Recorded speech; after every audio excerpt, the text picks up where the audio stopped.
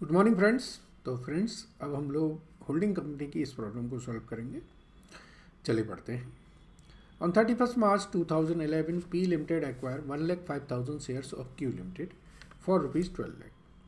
The balance sheet of Q Limited on that date was as under. ठीक है, Q Limited की मार्च 11 की balance sheet दे रखी है। ठीक है, on 31st March 2017 the summarise balance sheet is as under. Okay, director of Q limited made bonus on 31st March 2017 in the ratio 1 for every 2. Calculate on 31st March 2017 1. Cost of control, capital reserve, minority interest, consolidated profit and loss account in each of the following cases. Number 1, before issue of bonus share, after issue of bonus share. It may be assumed that bonus share were issued out of post-acquisition profit by using general reserve. Prepare a consolidated profit and loss after the bonus issue. Consolidated balance sheet. अच्छा question है, इसमें थोड़े से adjustment नए आए हैं. चलिए करते हैं. सबसे तो पहले हमें बैलेंस शीट बनानी है, तो बैलेंस शीट बनाने के लिए जो बैलेंस शीट का फॉर्मेट होता है उसे हम बना लेते हैं. Consolidated balance sheet.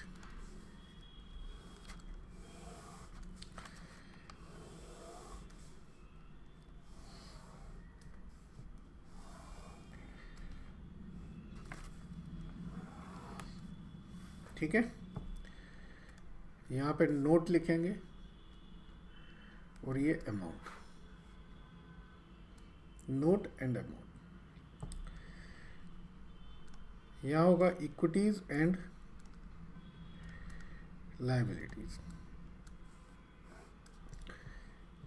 उसमें नंबर 1 शेयर होल्डर्स फंड.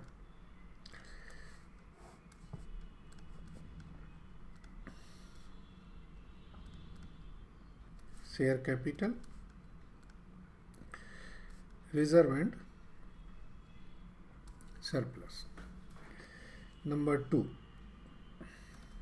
2 में आएगा आपका माइनॉरिटी इंटरेस्ट.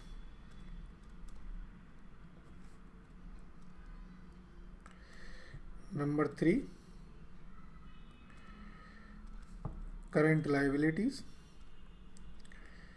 और करंट लायबिलिटीज में जो आपके आएंगे वो ट्रेड पेबल दिए हैं, उन्हीं को ऐड कर देंगे. ठीक है, फिर यहाँ पे लिखेंगे हम एसेट्स. एसेट्स में सबसे ऊपर लिखते हैं हम लोग नॉन करंट एसेट्स. इसमें आती है आपकी फिक्स एसेट्स. इसमें आएगा आपका टेंजिबल. नंबर 2 पे आएंगे आपके करंट एसेट्स. ठीक है, चलिए अब क्वेश्चन को देखें. क्वेश्चन में जो एडजस्टमेंट होने उन्हें देखें. देखिए, फिक्स एसेट्स में हमें कोई चेंज दिख नहीं रहा है, तो fix assets as it is add हो जाएंगी. तो 79,20,000 प्लस 23,10,000, तो ये हमारा आ जाएगा 102,30,000. सिमिलरली करंट एसेट्स में भी हमें कोई एडजस्टमेंट नहीं है, तो इनको भी हम ऐड कर देंगे. सो 44,10,000 plus 17,55,000. So this will come 61,65,000. ठीक है, लायबिलिटी साइड में आए तो ट्रेड पेबल हमें दे रखे हैं 5,55,000 एंड 2,10,000. 5,55,000 प्लस 2,10,000, तो that's comes to 7,65,000. Holding company की शेयर कैपिटल है, तो उसमें तो कोई चेंज आना नहीं है. सो शेयर कैपिटल भी हमारी 45 lakhs. तो हमारे पास 1 और 2, ये 2 चीज़ें आपकी रहनी है. बाकी सारा क्वेश्चन हमारा चेंज हो जाएगा, सेम रहेगा. ठीक है, चलिए अब क्वेश्चन में हमें जो 4 चीज़ें कैलकुलेट करनी होती हैं, वो पहली कैलकुलेट करनी होती है capital profit.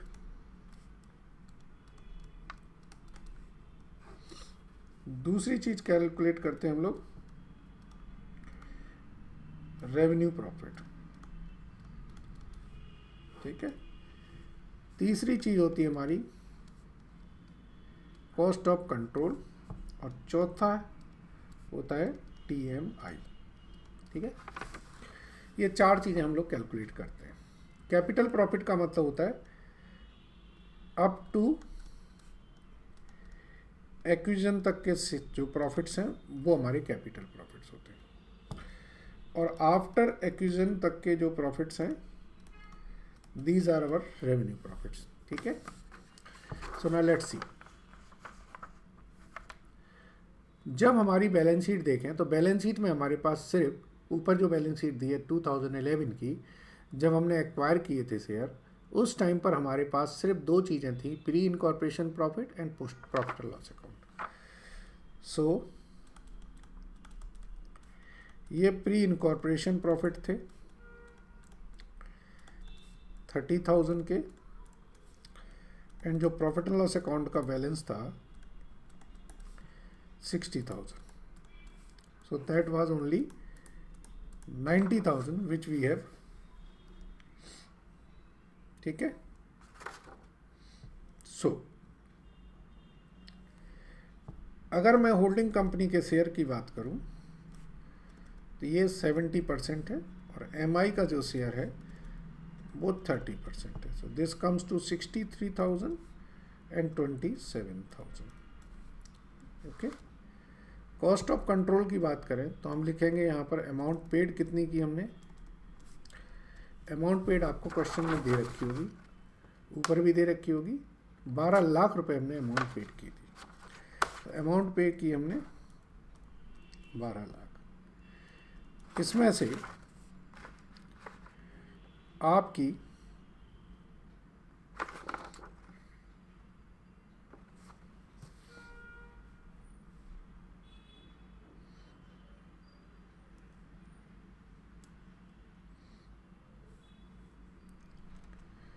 Face value of share capital वो देखें कितनी है। सो face value of share capital आपकी 15 लाख का 70% 10,50,000 आता है, and share in capital profit ये आपका 63,000 आता है। सो दिस कम्स टू 87,000, और चूंकि ये पॉजिटिव है तो this would be considered as goodwill, okay.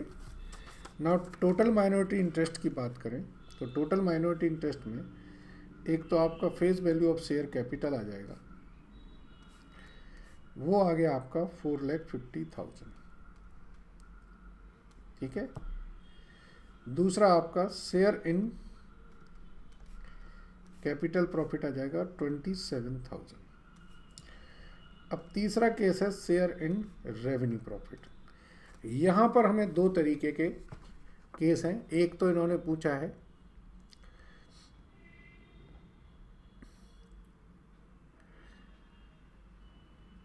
कि आपका before issue of bonus share निकालिए और एक after issue of bonus share निकालिए। तो दोनों ही केसेस उन्होंने पूछे हैं, तो वो हम करते हैं। देखिए फ्रेंड्स,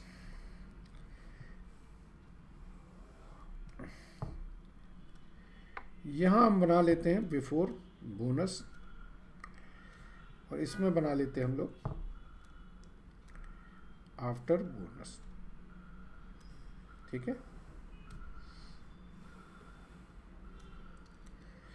देखिए, आपका जो प्रॉफिट एंड लॉस अर्न हुआ है वो लिख दें। अब आपका बैलेंस 4,20,000 है, शुरू में आपने 60,000 का बैलेंस था। सो दिस कम्स टू 3,60,000 दोनों ही केसेस में, ठीक है। जनरल रिजर्व ये आपके 19,05,000 थे और 19,05,000 हो गए, ठीक है। तो ये अमाउंट आती है 22,65,000, 22,65,000। अब अगर मैं बोनस देता हूँ तो इसमें तो नहीं आएगा, इसमें 50% मतलब बोनस देंगे, ठीक है। दैट इज रेवेन्यू प्रॉफिट हमारा जो आएगा वो 22,65,000 एंड 15,15,000। होल्डिंग कंपनी का शेयर 70% है एंड एमआई का शेयर आपका 30% है, ठीक है। सो अगर हम 70% करते हैं तो that comes to how much, 15,85,500 and 679,500। और अगर हम इस पे करते हैं तो दैट कम्स टू 500 एंड 4,54,500, ठीक है।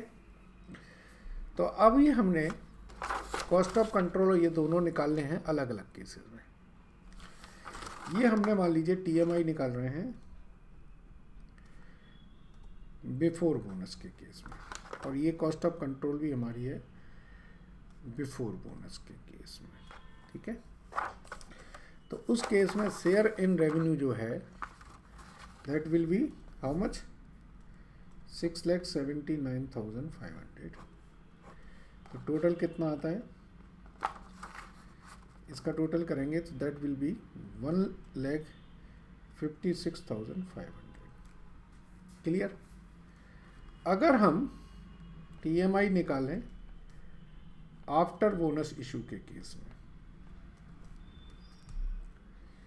तो यहां पर face value of share capital अब बढ़ जाएगी, that's will be how much, 6,75,000। Share in capital profit में कोई चेंज नहीं आएगा, but share in revenue profit में चेंज आ जाएगा और वो हो जाएगा आपका 4,54,500। दोनों ही केसेस में आपकी कैपिटल जो आएगी वो 11,56,500 आएगी। Am I correct? Yes. So minority interest आपका फिक्स हो गया कि 11,56,500 आएगा। डन। अब हम बात करते हैं रिजर्व एंड सरप्लस की।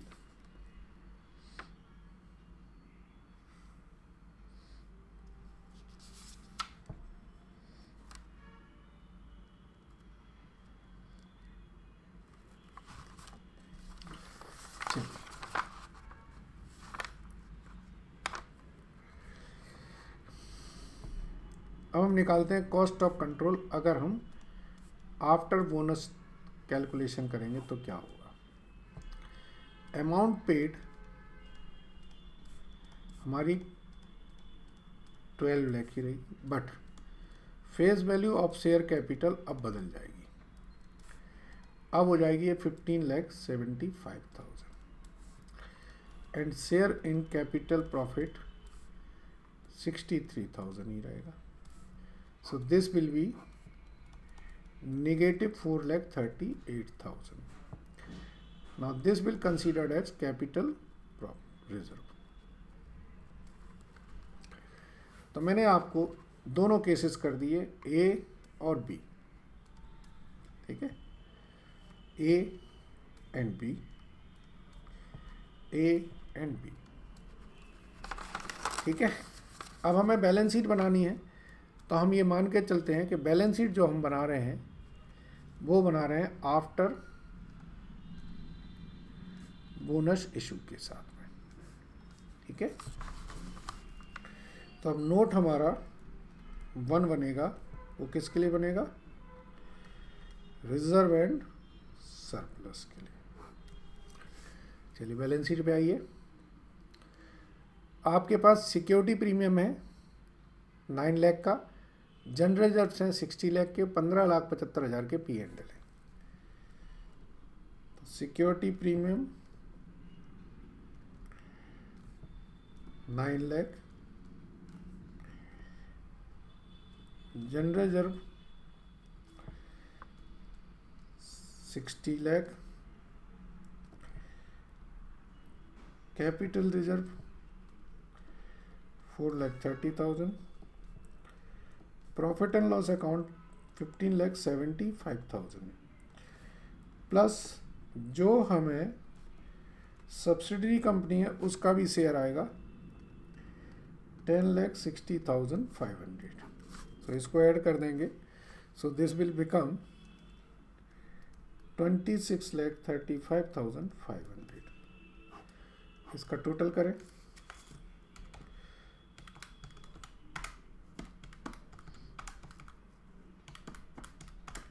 so that is 99,73,500, 99,73,500।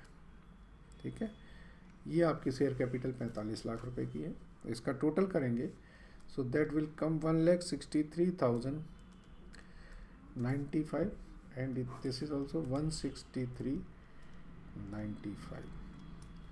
क्या सीखा आपने कि आपको सिर्फ और सिर्फ ये दो एडजस्टमेंट करने होते हैं पूरे क्वेश्चन में, होल्डिंग कंपनी के क्वेश्चन में। बाकी आप लाइन आइटम्स को मर्ज कर सकते हैं अनलेस एंड अनटिल कोई आपकी इन आइटम से रिलेटेड एडजस्टमेंट ना दिए हो। ठीक है, तो ये अच्छा क्वेश्चन था जिसमें इन्होंने आपसे दोनों ही चीज़ें पूछी और हम लोगों ने दोनों चीज़ें की। ऐसा नहीं है हमने नहीं की, हमने करके दिखाई। ठीक है, चलिए फ्रेंड्स, तो ये हमारा होल्डिंग कंपनी का क्वेश्चन था। अच्छा क्वेश्चन था जो हमने किया और मुझे लगता है ये क्वेश्चन आपको समझ भी आया है। Thank you very much.